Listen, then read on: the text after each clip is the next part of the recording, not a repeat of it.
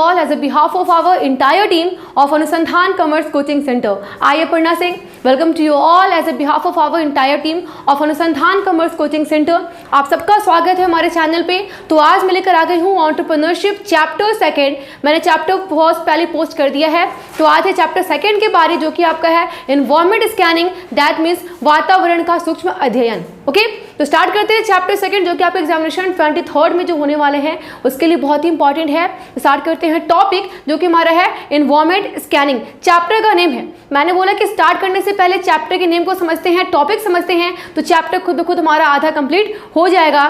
तो now let's move to our next topic, that is our environment scanning. Okay, तो सबसे पहले आता है कि एनवायरमेंट होता क्या है, व्हाट इज एनवायरमेंट, फिर चलेंगे स्कैनिंग क्या होती है। ओके, एनवायरमेंट एक ऐसा वर्ड है जो आपने बार बार सुना होगा, स्कूल लाइफ में सुना होगा। व्हाट इज एनवायरमेंट, अगर मैं बोलूँ एनवायरमेंट होता क्या है, तो आप बोल सकते हो कि everything surrounded us includes conditions, include influences that influences on our daily behavior, included social and cultural factor।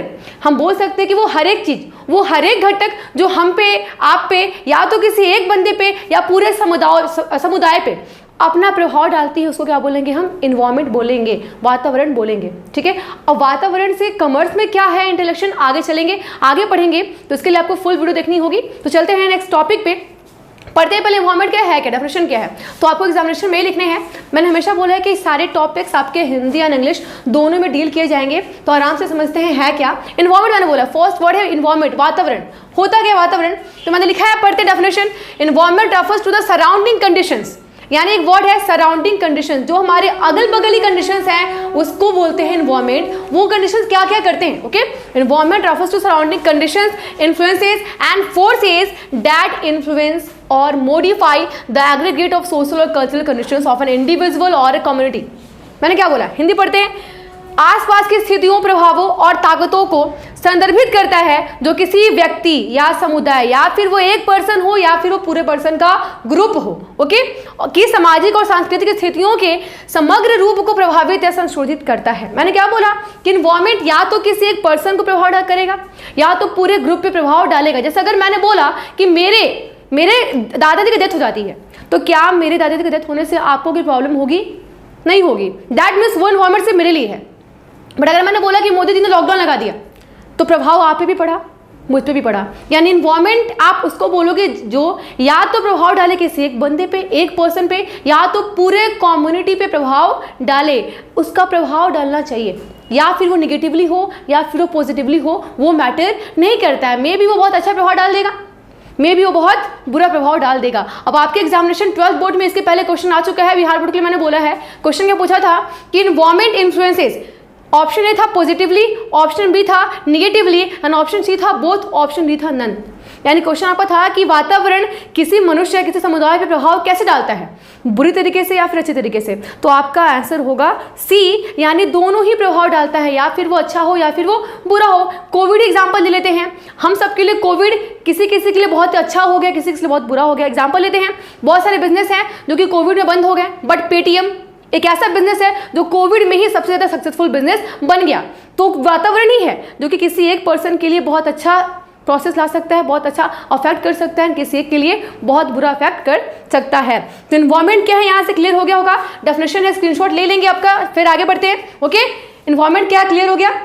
अब आपका नेक्स्ट वर्ड है एनवायरमेंट स्कैनिंग। टॉपिक का नेम क्या था, एनवायरमेंट स्कैनिंग। स्कैनिंग क्या होता है, सूक्ष्म परीक्षण क्या होता है। तो स्कैनिंग में सिंपल से समझ जाइए, आप किसी भी टॉपिक के बारे में, किसी भी पार्टिकुलर फैक्ट के बारे में तह तक जान लेते हैं, क्या है, कब है, क्या था, कब से था और क्यों था, यही है स्कैनिंग।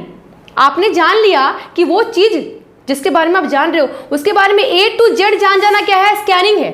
A to Z आपने जान लिया, वो क्या हो गया, आपका स्कैनिंग हो गया, यानी सूक्ष्म अध्ययन हो गया, सूक्ष्म परीक्षण हो गया। अब आपके एग्जाम में कहीं देता है सूक्ष्म, ध्यान दो, अगर आप CBSE बोर्ड से पढ़ रहे हैं तो आपके बुक में लिखा होगा सूक्ष्म अध्ययन, अगर आप BSc बोर्ड से पढ़े हैं तो लिखा होगा सूक्ष्म परीक्षण। बात एक ही है, टॉपिक सेम ही है, कोई डिफरेंसेस नहीं है। ओके, तो आप पढ़ते हैं डेफिनेशन क्या मैंने लिखा है, Scanning refers to a minute security. What is minute security?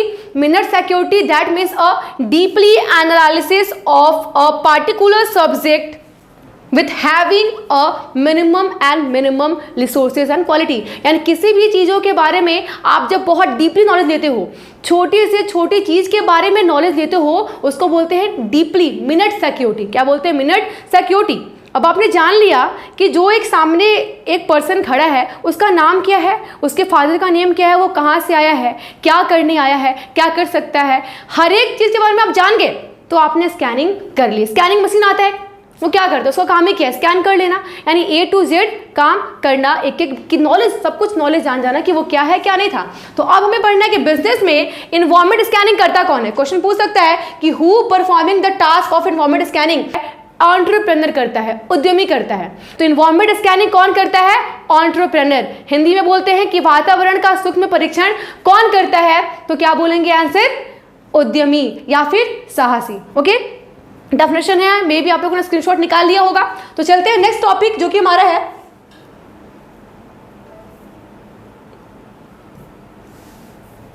Okay, screen है, फर्स्ट टाइम मैंने यूज किया है तो मे भी टाइमिंग लगे सीखने में, बट कोई बात ना, सीख जाएंगे धीरे धीरे हम लोग। ओके, हाँ चलिए, इन्वायरमेंट स्कैनिंग। अब नेक्स्ट टॉपिक हमारा आ गया, व्हाट इज इन्वायरमेंट स्कैनिंग। अब हमने जाना था कि इन्वायरमेंट क्या होता है और हमने जाना स्कैनिंग क्या होता है। इन्वायरमेंट क्या? वातावरण जो आसपास हमारे मौजूद है, और स्कैनिंग क्या?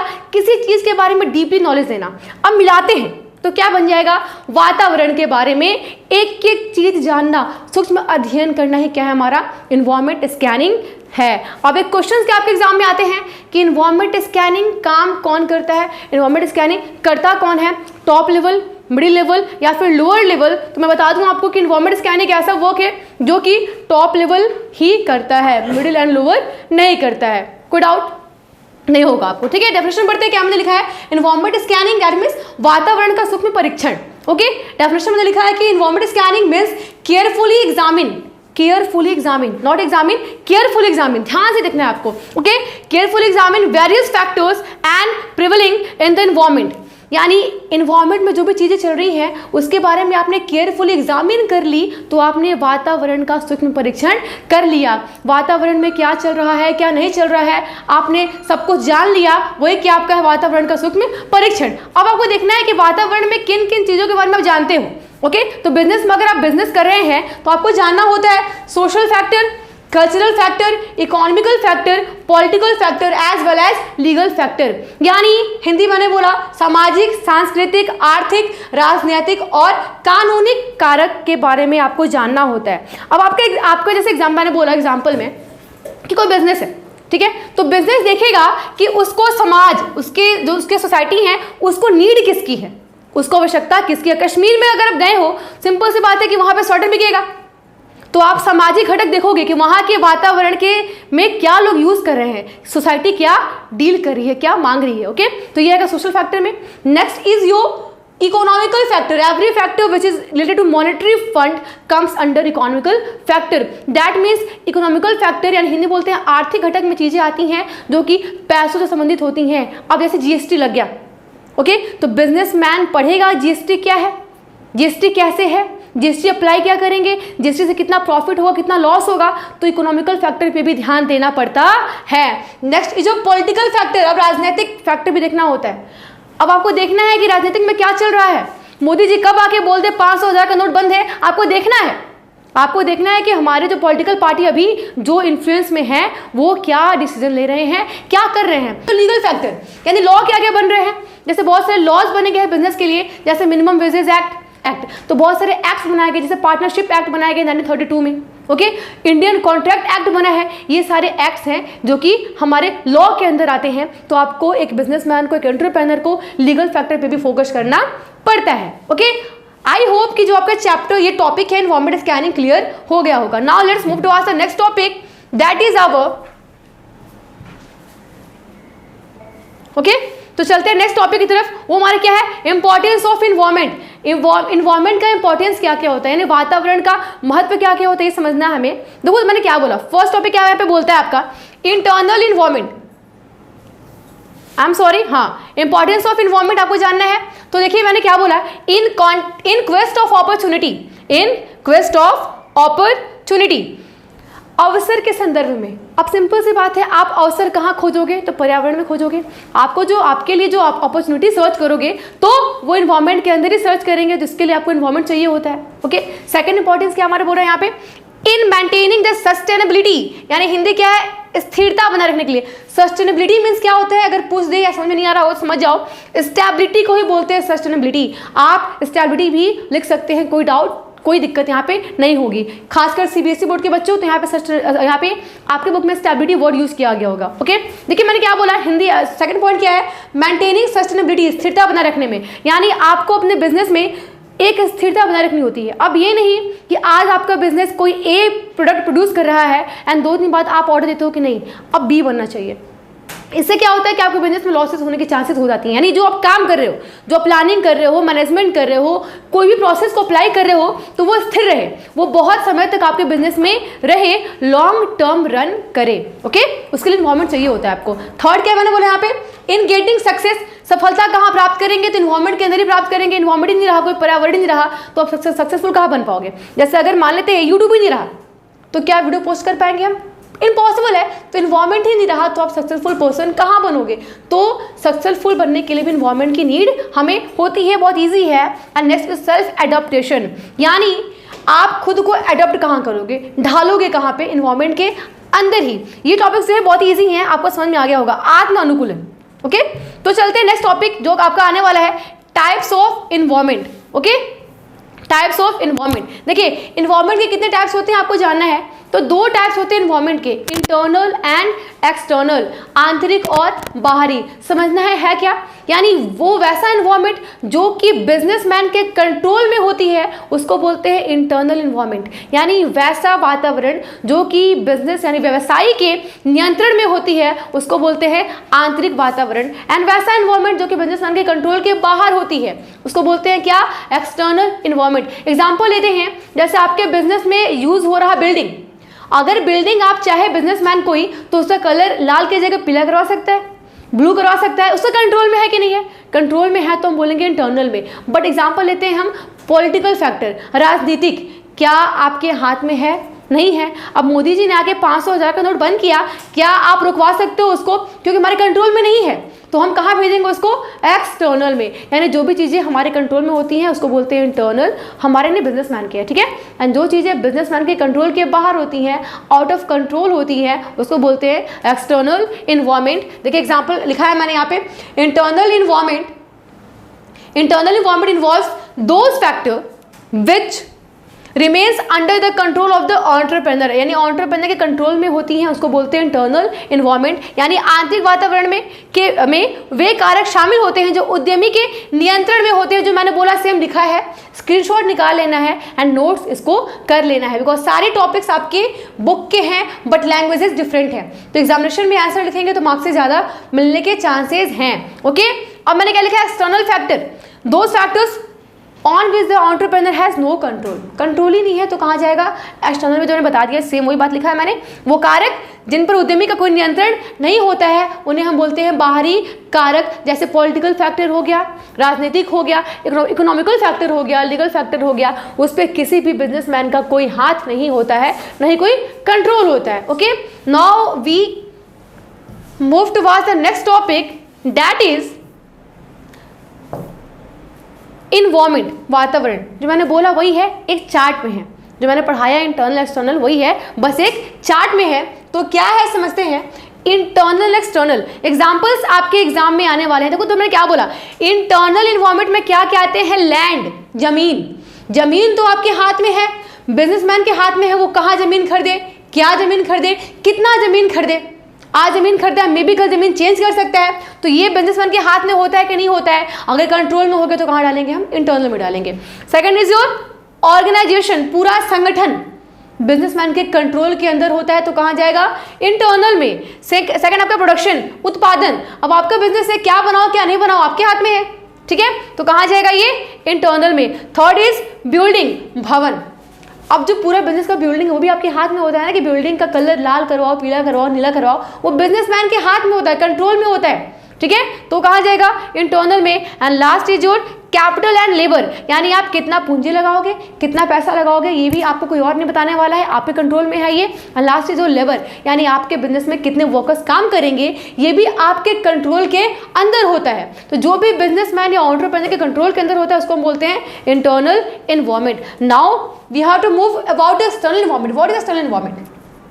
Everything that is under out of control of an entrepreneur comes under external environment, यानी वो कोई भी चीज़ जो कि एक उद्यमी के नियंत्रण से बाहर होती है, क्या बोलेंगे उसको हम एक्सटर्नल इन्वायरमेंट बोलेंगे। तो क्या है समझते हैं। फर्स्ट है इकोनॉमिकल, आर्थिक, जीएसटी लग गई। क्या कोई बिजनेसमैन जीएसटी को रोक सकता है? नहीं। आर्थिक है, आर्थिक नीति है, लग सकती है कभी भी। ओके। सेकंड सोशल फैक्टर, आपके समाज क्या चाहे क्या नहीं चाहे आप रोक नहीं सकते। अब मोदी जी ने बोला आत्मनिर्भर भारत, उसी टाइम से जो भी आपके टॉयज थे, खिलौने थे, मेड इन चाइना के जो थे वो बंद हो गए बिकना।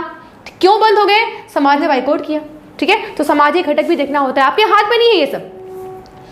पॉलिटिकल फैक्टर, कोई पार्टी का कोई डिसीजन, जैसे मैंने बोला डिमोनेटाइजेशन, नोटबंदी। Next is your legal factor, कोई कानून बन गया, minimum wages act, partnership act, ठीक है, साझेदारी अधिनियम, कोई ऐसा लॉ बन गया, कानून बन गया, तो भी आपके हाथ में ये नहीं होता है। नेक्स्ट ये आपका क्या है यहाँ पे, टेक्निकल फैक्टर, तकनीकी फैक्टर भी आपके हाथ में नहीं होता है। आज क्या है तकनीक और कल क्या बदल जाए हमें पता नहीं है। कल को हमारे वीडियोस आते थे आपके ब्लैक बोर्ड पे, आज आ रहे स्क्रीन पे। तकनीकी चेंज है, कब क्या बदल जाए हमें खुद पता नहीं है और हमारे हाथ में भी ये होता नहीं है। ओके। लास्ट इज कंपटीशन, यानी प्रतियोगिता। ओके। आपके कंपटीटर क्या कर रहे हैं, कब कर रहे हैं, ये भी आपको पता नहीं होता है, आपके कंट्रोल में होता नहीं है। तो जो भी चीज़ कंट्रोल से बाहर है एक्सटर्नल में उसको हम डालेंगे। Okay. Now we have to move towards the next topic, that is एक स्टेप है। एक एंटरप्रेन्योर क्या क्या स्टेप्स फॉलो करता है वो आपको स्टेप्स जानने हैं। और आपके एग्जामिनेशन में बिहार बोर्ड में क्वेश्चंस क्या कहते हैं ये जानना है आपको। ध्यान दीजिए, क्वेश्चन पूछता है कि उद्यमी के कार्य बताएं वातावरण से संबंधित, यानी एक एंटरप्रेन्योर आपके इन्वायरमेंट में क्या क्या काम करता है वो बताएं। तो पहला है स्पॉटिंग एन अपॉर्चुनिटी, पहले तो अवसर को खोजता है, अवसर को ढूंढेगा। दूसरा क्या है, स्कैनिंग द इन्वायरमेंट, यानी इन्वायरमेंट के बारे में सूक्ष्म से सूक्ष्म ज्ञान को अर्जित करेगा, यानी स्मॉल से स्मॉल माइन्यूट सेक्रेटरी करेगा। Okay, small and biggest, every knowledge को क्या करेगा, कलेक्ट करेगा, इंफॉर्मेशन को कलेक्ट करेगा। Next is your identification of product और सर्विस, यानी उसके बिजनेस में क्या माल बनने वाले हैं वो सोचेगा। अब आपका बिजनेस है, आपके पास बहुत सारे ऑप्शन होते हैं कि आप कौन सा प्रोडक्ट प्रोड्यूस करवाओगे, तो आपको सोचना है। बिजनेसमैन सोचेगा, एक एंटरप्रेन्योर सोचेगा कि उसके बिजनेस में अब कौन सा माल बनने वाला है। Next is your starting the project, अब वो परियोजना को शुरू कर देगा, बिजनेस को शुरू कर देगा। सेम वही हिंदी में मैंने लिखा है, पढ़ लीजिएगा। औषध तलाशना, वातावरण का सूक्ष्म अध्ययन करता है उसके बाद। एंड थर्ड इज उत्पाद और सेवा की पहचान। एंड फोर्थ इज प्रोजेक्ट शुरू करना, जो मैंने बोला सेम वही है।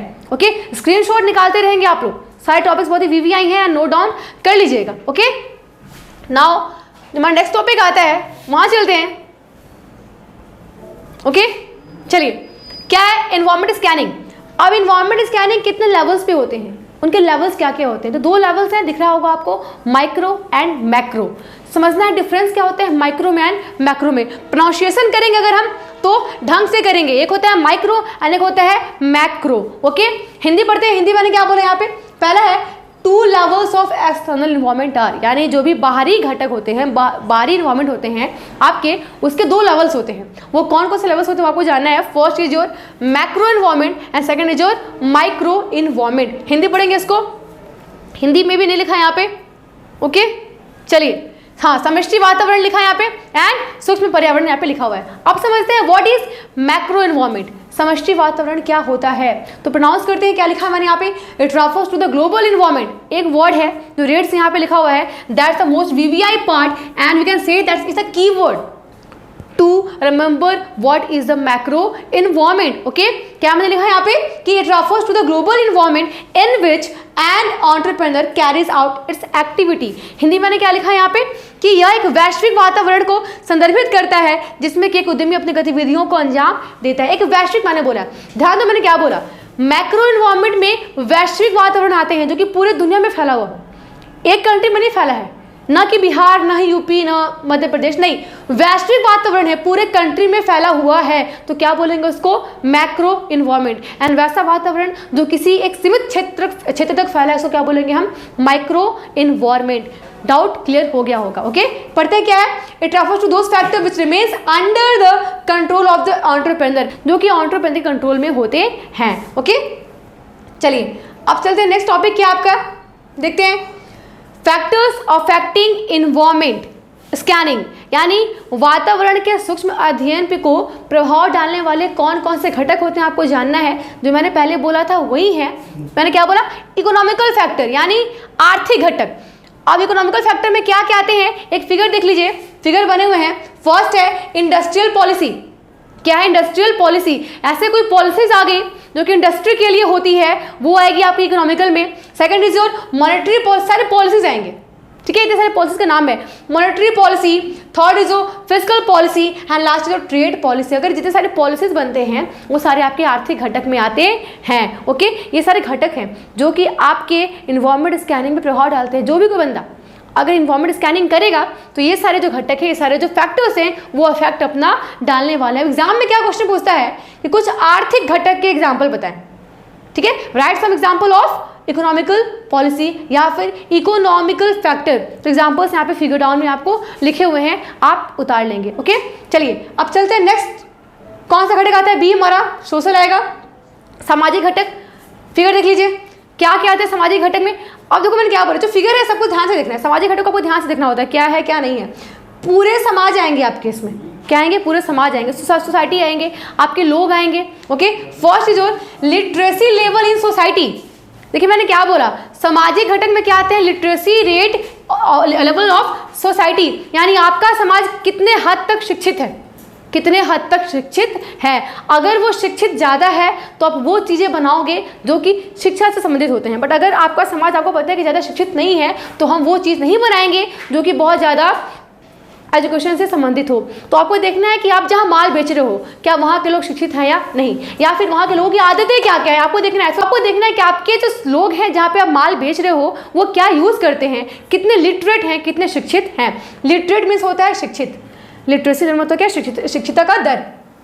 पॉपुलेशन साइज, अगर पॉपुलेशन ज़्यादा है, ज़्यादा अगर जनसंख्या है, सिंपल सी बात है माल ज़्यादा बनने वाला है, ठीक है। तो आपको देखना है कि आप जहाँ पे माल बेच रहे हो वहाँ की पॉपुलेशन क्या है। आपको पता है कि पॉपुलेशन 3 लाख है, आप माल का ऑर्डर करोगे 18 लाख, बिकेगा कभी?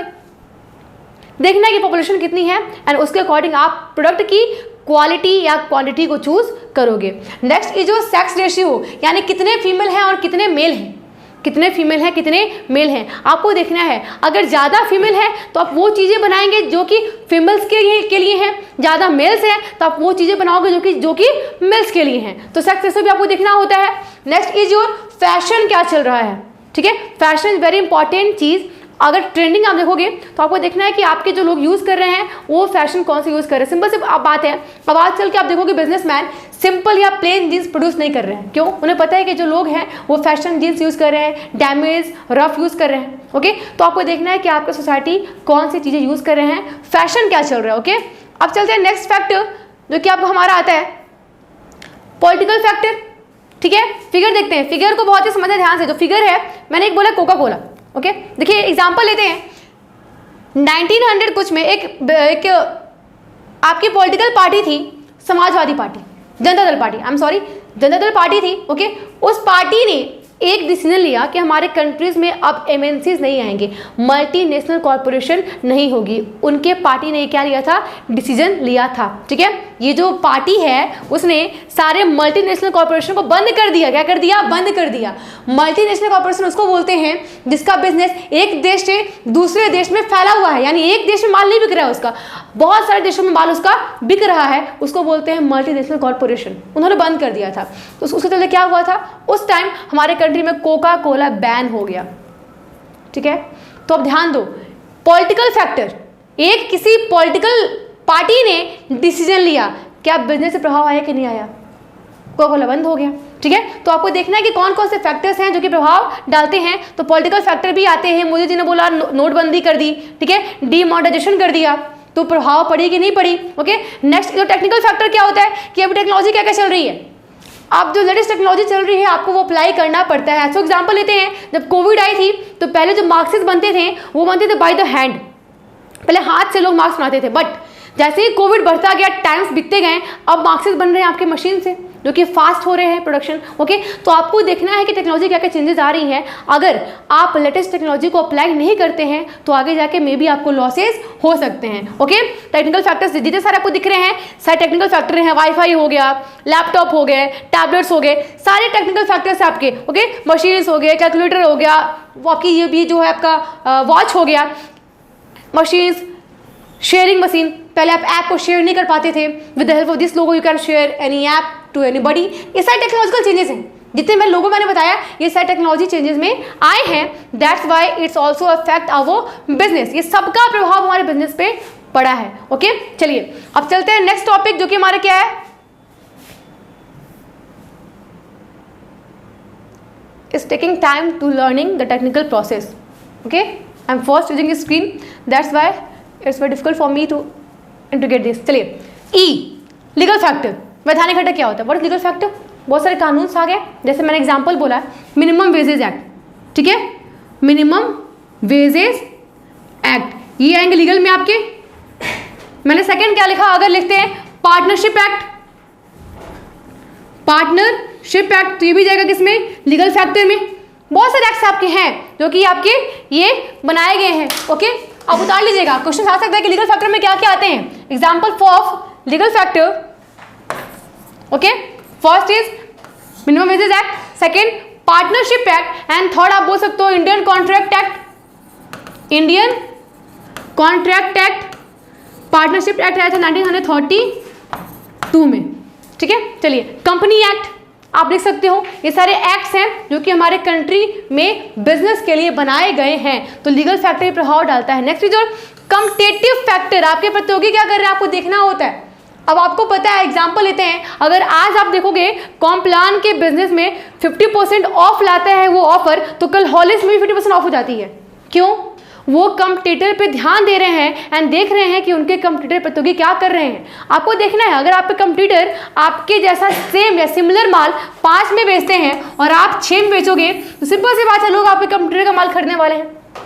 देखना है कि आपके प्रतियोगी क्या कर रहे हैं। तो सबसे इंपॉर्टेंट फैक्टर है कॉम्पिटिटिव फैक्टर, भी आप पे प्रभाव डालता है। हिंदी बोलते हैं प्रतियोगी घटक। ओके, इसका है वैधानिक घटक। चलिए, हिंदी मैंने जो समझा रहे हैं हिंदी समझा रहे हैं, मे भी अगर टॉपिक बोलना छूट जाए तो देख लीजिए आप लोग, ठीक है। लास्ट आपका टॉपिक है कस्टमर फैक्टर, ग्राहक घटक। बहुत ही इंपॉर्टेंट फैक्टर है कस्टमर फैक्टर, यानी आपके ग्राहक के बारे में भी देखना होता है, ग्राहक का क्या चाह है, क्या नीड है, क्या वांट है, क्या यूज़ कर रहे हैं। आपके एग्जाम में पूछ दे कि कस्टमर फैक्टर में क्या क्या चीज़ें आती हैं, तो प्लीज़ इसको नोट डाउन कर लीजिएगा। फर्स्ट आता है आपका नीड, सेकेंड इज वांट, मैंने आपको चैप्टर 4 में बताया था। Third is sex of customer, fourth is trend, fifth is habit,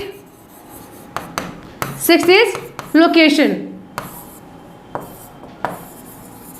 okay, need क्या मतलब होता है? आवश्यकता, आवश्यकता।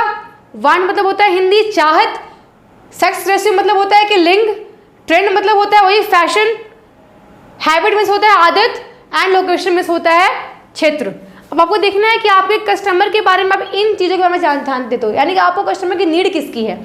हमें चावल दाल की नीड है, बिकेगा वो। वांट किसकी है? पिज़्ज़ा बर्गर की वांट है, लोग पिज़्ज़ा बर्गर खाना चाहते हैं। आवश्यकता किसकी है और लोग चाहत किसकी रखते हैं, ये भी देखना है आपको। वो आवश्यकता को भी पूरा करना है एज वेल एज लोगों की वांट को भी फुलफिल करना है। ओके, थर्ड जो सेक्स, यानी आपके जो कस्टमर जो आप यूज़ कर रहे हैं प्रोडक्ट, वो किस सेक्स से है, या फिर मेल है या वो फीमेल है, आपको ये भी देखना है। अगर ज़्यादा फीमेल्स हैं तो सिंपल सी बात है, आप वो चीज़ें बनाओगे जो कि फीमेल्स को अट्रैक्ट करें, ठीक है। मेल है तो वो चीज़ें बनाएंगे जो कि मेल्स को अट्रैक्ट करें, that simple. And next trend, अभी ट्रेंड में क्या चल रहा है, जो ट्रेंड में चल रहा है आपके कस्टमर आप वही चीज़ें यूज़ करते हैं। नेक्स्ट इज योर हैबिट, आपके जो कस्टमर हैं उनकी हैबिट क्या है। सिंपल सी बात, आपको पता है कि जो भी लोग यूज़ करते हैं, नॉर्थ ईस्टर्न के लोग हैं, तो एज अ खाना में नीड में चावल दाल खाते हैं हम लोग, ठीक है। तो हमारे जो एरियाज़ में है चावल दाल ज़्यादा बिकता है। बट अब जाओगे अगर नीचे साउथ के पास, तो साउथ में लोगों की हैबिट क्या है, इडली खाना, डोसा खाना, तो वहाँ पे इडली डोसा ही बिकेगा। तो आपको देखना है कि आपके लोगों की लोकेशन क्या है, हैबिट क्या है, किस क्षेत्र में रहते हैं। जिस क्षेत्र में रहेंगे उससे संबंधित आपको माल बनाने होते हैं। Now let's move to our next topic, that is the environment appraisal. क्या टॉपिक है, मैंने बोला इन्वायरमेंट अप्रेजल एंड एनालिसिस, यानी वातावरण परीक्षण एवं विश्लेषण। देखो ध्यान दो, मैंने दो वर्ड यूज किया, appraisal and analysis. Appraisal, I am sorry, okay, appraisal and analysis, appraisal and analysis समझते हैं क्या। देखिए मैंने क्या बोला, अगर हिंदी चलते हैं, हिंदी क्या है इसका समझ लेते हैं, परीक्षण और विश्लेषण। सिंपल सी बात है, एनालिसिस में आप कंपेयर करते हो, कंपेयर करते हैं क्या होना चाहिए था और क्या हो रहा है। अप्रेजल में आप देखते हो अभी कि क्या हो रही है, एग्जामिन करते हो, ठीक है। तो आपको वातावरण के बारे में परीक्षण भी करना होता है और विश्लेषण भी करना होता है। परीक्षण मतलब क्या कि अभी क्या चल रहा है, एनालिसिस मतलब क्या कि पहले क्या चल रहा था, अभी क्या चल रहा है, आगे क्या चल सकता है, ठीक है। चलिए नेक्स्ट जो for better use of resources, यानी आप ये चीजें करते क्यों हो। सिंपल सी बात है, आपके पास जो संसाधन है उसको ढंग से यूज करने के लिए करते हैं। आपके पास 3 लाख है मान लेते हैं, तो आप देखोगे कि वो 3 लाख मैं कहाँ इन्वेस्ट करूँ कि मुझे प्रॉफिट मिले, तो उसके लिए क्या करेंगे, अप्रेजल एंड एनालिसिस करेंगे, ठीक है। Second is for knowing new product and design, नए नए उत्पाद और तकनीक को जानने के लिए भी आपको अप्रेजल एनालिसिस करनी पड़ती है कि अभी क्या चल रहा है और क्या चल सकता है, आपको जानना होता है। एंड कब जानेंगे, जब आप अप्रेजल या फिर एनालिसिस करेंगे तब, okay. Now third topic is for gain profit, profit के लिए सिंपल सी बात है, ठीक है। अब चलते हैं नेक्स्ट टॉपिक की तरफ, चलिए।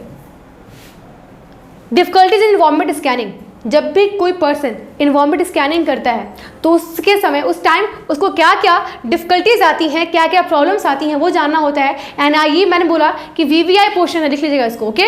It's a VVI portion for Bihar board examination. अगर आप बिहार बोर्ड से हो या फिर झारखंड बोर्ड से हो तो आपके एग्जाम में इस टॉपिक से क्वेश्चन 5 या 4 मार्क्स के लिख के आएंगे, लिख लीजिए, हर साल आते हैं, इस साल भी आएंगे, ठीक है। तो मैंने क्या बोला, first is overload of information. कभी कभी क्या होता है कि आपके पास बहुत सारे इन्फॉर्मेशन कलेक्ट हो जाते हैं एंड इसके चलते कन्फ्यूजन हो जाती है। अब एग्जाम्पल लेते हैं, आपको कोई एक कोचिंग जाना है, ठीक है, आपने 10 कोचिंग के बारे में जान लिया तो कंफ्यूजन होगी बहुत ज़्यादा। कभी कोई नॉलेज क्या करता है, कंफ्यूजन क्रिएट करता है। तो कभी कभी क्या करते हो आप, इन्फॉर्मेशन स्कैनिंग के चलते बहुत ज़्यादा नॉलेज इन्फॉर्मेशन कलेक्ट कर लेते हो, that's why it's create the confusion. Next, fail to cover influences that matter the future, भविष्य के प्रभावों को प्रबंध करने में विफल। यानी देखो क्या होता है, कभी कभी आप सोच तो लेते हो बट आगे जाके उसको अप्लाई नहीं कर पाते हो, उसको जैसे मैंने बोला कि प्लानिंग तो कर लेते हो बट इंप्लीमेंट नहीं कर पाते हो। आपने प्लानिंग तो कर ली, एग्जांपल लेते हैं, कोई बच्चा प्लानिंग कर लेता है कि वो 24 में से 23 घंटे पढ़ेगा, क्या ये पॉसिबल है, ठीक है। कभी कभी आप इन्वायरमेंट स्कैनिंग के समय डिसीजन ले लेते हो कि हम फ्यूचर में करने वाले हैं बट आप वो अप्लाई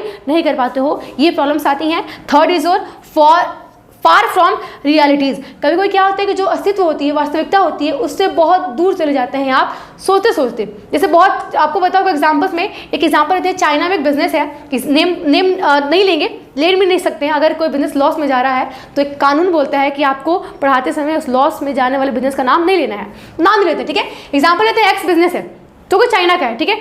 उसने क्या देखा कि इंडिया में 2022 के टाइम सारे काम रोबोट से किए जाएंगे, ठीक है, या फिर पूरे वर्ल्ड में 2022 में सारे काम रोबोट से किए जाएंगे। और बिजनेस है 18 करोड़ रोबोट को बना दिया बट बिका नहीं। 2022 में हम जैसे हैं आप वैसे ही रह गए, तो उसको लॉस हुई कि नहीं हुई। कभी कभी क्या होता है कि आप स्कैनिंग के चलते वास्तविकता से बहुत दूर चले जाते हैं एंड कभी कभी लॉस का रीजन बन जाता है, ओके। लास्ट टॉपिक है ये, चलिए अब चलते हैं नेक्स्ट टॉपिक, क्या हमारा है, नेचर ऑफ एंटरप्रेन्योर एनवायरनमेंट। देखिए एक वर्ड है एंटरप्रेन्योर एनवायरनमेंट, ये क्या होता है, मैंने हिंदी बोला है क्या, उद्यमशील वातावरण क्या होता है। तो ध्यान दो, वैसा एनवायरनमेंट जो कि एंटरप्रेन्योर के लिए होता है, जैसे बिजनेस से संबंधित होता है, उसको बोलते हैं क्या, एंटरप्रेन्योर एनवायरनमेंट। या फिर आप बोल सकते हो business environment is also known as entrepreneur environment. तो क्या क्या मैंने बोला टॉपिक्स, क्या क्या चीज़ें आती हैं आपके एंटरप्रेन्योर एनवायरनमेंट में। तो first is challenges and hurdles, ठीक है, पहले चुनौतियाँ आएंगी, फिर प्रॉब्लम्स भी आएंगे उस एनवायरनमेंट में, ठीक है। Next is your fast changing, यानी जो एंटरप्रेन्योर का एनवायरनमेंट होता है वो बहुत फास्ट चेंजिंग करता है। जैसे एग्जांपल लेते हैं, फिलिप्स एक बिजनेस था जो कि पहले बनाता था रेडियो, अब वो फिलिप्स बिजनेस टेलीविजन बना रहा है। सिंपल सी बात है, इन्वायरमेंट बहुत फास्ट चेंजिंग होती है बिजनेसमैन के लिए, एक एंटरप्रेन्योर के लिए। एंड थर्ड है internal and external environment. Simple सी बात है, वो इन्वायरमेंट जो कि किसी एंटरप्रेन्योर के कंट्रोल में हो तो बोलेंगे क्या, इंटरनल, एंड जो कंट्रोल से बाहर हो क्या बोलेंगे, एक्सटर्नल। आंतरिक जो नियंत्रण में हो और बाहरी जो नियंत्रण से बाहर हो। ठीक है, नेक्स्ट जो परपेचुअल कॉन्टेक्ट, यानी निरंतर संपर्क में रहना पड़ता है आपको। अगर कोई एंटरप्रेन्योर है और वो एंटरप्रेन्योर अपॉर्चुनिटी से बाहर निकलता है तो वो सर्वाइव नहीं कर पाएगा। सिंपल सी बात है, इजी टॉपिक्स है। ओके, चैप्टर फर्स्ट में आपने पढ़ा होगा। नेक्स्ट जो एक्सचेंज ऑफ इंफॉर्मेशन, यानी सूचनाओं का विनिमय। अब क्या होता है कि अगर आप एंटरप्रेन्योर अपॉर्चुनिटी को देखोगे, एंटरप्रेन्योर इन्वायरमेंट को देखोगे तो उसमें क्या होता है, बहुत सारी सूचनाएं होती हैं जिनको आपको एक्सचेंज करना पड़ता है। तो सिंपल सी बात है, इन्फॉर्मेशन का कलेक्शन एंड गैदरिंग वो बोलते हैं क्या, सूचनाओं का विनिमय। चलिए चलते हैं नेक्स्ट टॉपिक की तरफ। वो क्या हमारा है, तो नेक्स्ट टॉपिक आपका क्या है यहाँ पे, लिमिटेशंस ऑफ इन्वायरमेंट एनालिसिस। यानी इन्वायरमेंट एनालिसिस की लिमिटेशंस क्या क्या हैं, बुराइयां क्या क्या हैं, लॉसेस क्या क्या हैं, डिसएडवांटेज क्या क्या आते हैं जब भी आप इन्वायरमेंट स्कैनिंग करते हैं, एनालिसिस करते हैं। तो फर्स्ट क्या मैंने लिखा यहाँ पे, no guarantee of organisational effectiveness, यानी कोई गारंटी नहीं है जो आपने किया, जो अप्लाई कर रहे हो वो आपको प्रॉफिट देगा ही देगा या फिर आपको अच्छे से काम कराएगा। सिंपल सी बात है, आप जो सोचते हो फ्यूचर के बारे में वो अनिश्चित है, मे भी प्रॉफिट दे मे भी लॉस दे, तो कोई गारंटी नहीं होती है इन्वायरमेंट एनालिसिस की। मे भी वो रॉन्ग हो, मे भी वो राइट हो।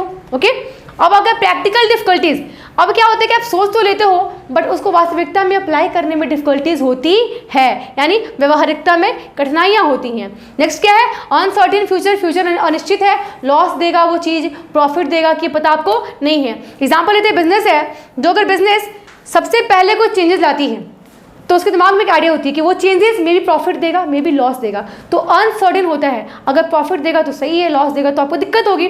तो आप भी कभी भी इन्वायरमेंट एनालिसिस करते हैं तो एक एनालिसिस जो आप रिजल्ट पे आता है वो रिजल्ट आपको लॉस भी दे सकता है एंड प्रॉफिट भी दे सकता है। ओके, चलिए नेक्स्ट टॉपिक हमारा क्या यहाँ पे आ रहा है, दो टॉपिक्स है। हाँ, चैप्टर फर्स्ट में बच्चों ने कमेंट किया था कि मैम आपने एक टॉपिक नहीं बताया, that is relation between entrepreneur and opportunity. ठीक है, वो टॉपिक्स मैंने इसलिए नहीं बताया था क्योंकि बहुत सारे बोर्ड से उस टॉपिक को निकाल दिया गया है। ठीक है, बट फिर भी किसी किसी बोर्ड में है तो समझ लेते हैं वो है क्या। एंटरप्रेन्योर एंड अपॉर्चुनिटी का रिलेशन वही है कि अगर एंटरप्रेन्योर अपॉर्चुनिटी के अंदर नहीं रहता है तो वो सर्वाइव नहीं कर पाएगा। आपके बुक्स में एग्जाम्पल दिए गए हैं फिशेज एंड वाटर का, जैसे मैंने बोला कि अपॉर्चुनिटी वाटर है एंड जो एंटरप्रेन्योर फिश है, जैसे फिश को हमेशा वाटर के अंदर रहना पड़ता है, सेम एज एंटरप्रेन्योर को अपॉर्चुनिटी के अंदर रहना पड़ता है। टॉपिक चैप्टर फर्स्ट का था। ओके, मैंने डील कर दिया। चलिए, relation between entrepreneurship and environment. अब रिलेशन क्या है कि एंटरप्रेन्योरशिप में इन्वायरमेंट में, पहले जानना है एंटरप्रेन्योरशिप क्या होता है, मैंने बताया था आपको, the process of establishing a new firm is known as entrepreneurship. अब समझते हैं रिलेशन क्या क्या है। अब ध्यान दो, अगर इन्वायरमेंट है, इन्वायरमेंट के अंदर ही आप एंटरप्रेन्योरशिप प्रोसेस को करते हो, तो ये रिलेशनशिप है कि इन्वायरमेंट के अंदर ही कोई प्रोसेस किया जाता है, उस प्रोसेस को बोलते हैं एंटरप्रेन्योरशिप। अगर वो प्रोसेस बिजनेस को खोलने के लिए किया जा रहा है तो। ठीक है, next is your relation of business to environment. Business का इन्वायरमेंट से रिलेशन क्या है, तो सिंपल सी बात है, देखो आपका रिलेशन 3 वर्ड में क्लियर हो जाएगा, ऑफ, फ्रॉम एंड फॉर। यानी बिजनेस का जो रिलेशन है इन्वायरमेंट में है, इन्वायरमेंट के लिए है और इन्वायरमेंट से है। कोई भी व्यवसाय वातावरण के अंदर होता है, वातावरण के लिए होता है और वातावरण से होता है। ये आपका संबंध है बिजनेस का एंड इन्वायरमेंट का। ठीक है, तो that's your second chapter of entrepreneurship. तो आज ये फुल चैप्टर डिटेलिंग मैंने कर दिया, चैप्टर सेकंड आपका हो गया यहाँ से कंप्लीट। तो फिर मिलते हैं चैप्टर थर्ड के लिए। उससे पहले गाइस, अगर वीडियो आपके लिए हेल्पफुल होगा तो please do subscribe our channel, like this video and share this as much as possible. So मिलते हैं नेक्स्ट चैप्टर के साथ, तब तक के लिए गुड बाय, टेक केयर।